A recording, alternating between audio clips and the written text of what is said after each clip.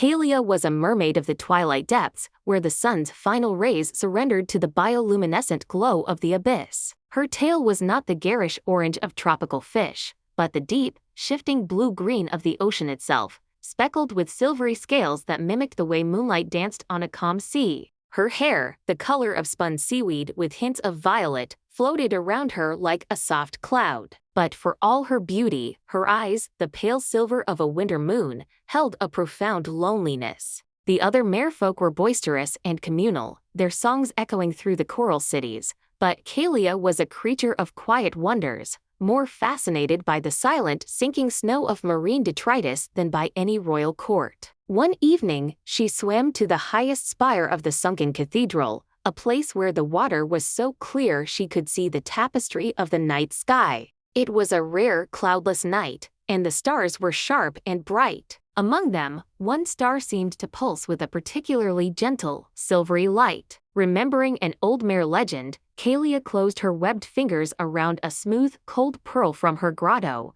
and whispered her deepest wish into the water. "I wish," she murmured, her voice a soft current, "for a friend, someone who understands the quiet." She released the pearl, letting it sink into the darkness below, and thought no more of it. Days later, a strange celestial event occurred, a shower of falling stars, more brilliant than any in memory. One, however, did not vanish. It streaked across the sky not as a line of fire, but as a slow, graceful spiral of light, descending into the ocean not far from Kaelia's spire. Intrigued, she swam towards the point of impact. There, nestled in a bed of soft white sand, lay the most extraordinary creature she had ever seen. It was small, no larger than a seahorse, and its body seemed forged from a piece of the night sky. Its form was sleek and otter-like, but translucent, filled with a swirling, nebulous light. Its skin was not skin at all, but a smooth, cool membrane dotted with tiny, glowing points like a miniature constellation. A delicate crescent moonhorn, made of what looked like solid moonlight, curved from its brow.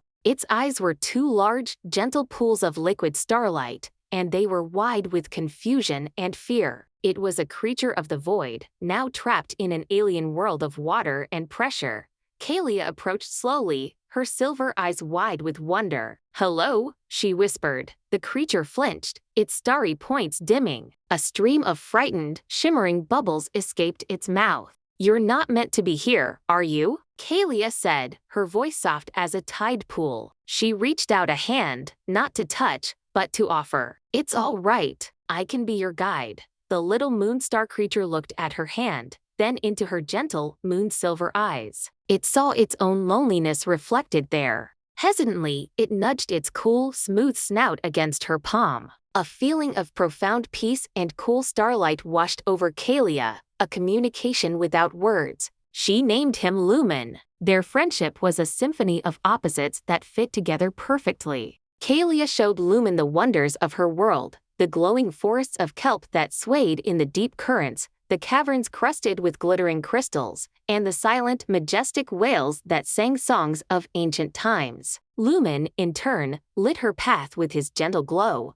his light causing the corals to fluoresce in colors she had never seen. He could not speak, but he communicated through pulses of light and warmth, a soft, blue glow for contentment, a vibrant gold for excitement. He showed her the sky from below, tracing constellations on the underside of the waves with a trail of shimmering light. He would gather loose pearls and, with a touch of his horn, fill them with a tiny, captured nebula, creating star pearls for her hair. They would sit for hours on her spire, Kaelia pointing out the fish that danced like aquatic fireflies, and Lumen pointing his horn upwards, telling silent stories of the constellations he called home. Kaelia was no longer lonely. She had found a friend who didn't need songs or crowds, who understood the beauty of a silent swim through a midnight sea, illuminated only by their combined lights, the silver of her tail and the starlight of his body. One night, as the moon grew full and the pull of the cosmos grew strong,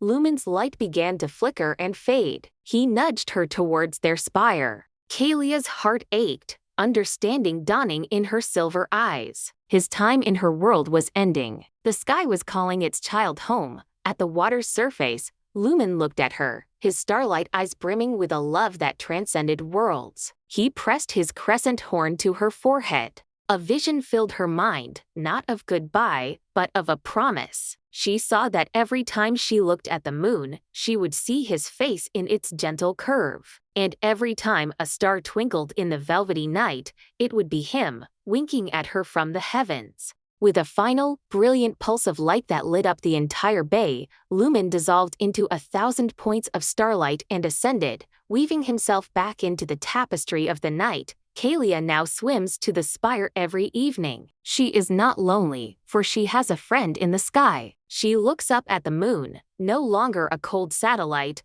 but the familiar curve of a beloved horn. And when a single, particularly bright star twinkles directly above her, she smiles, her heart full, knowing her wish upon a star had been answered in the most wonderful way imaginable. She had not just found a friend, she had found a piece of the cosmos that had chosen to be hers. The end. Thank you for watching, and please don't forget to like, share, and subscribe.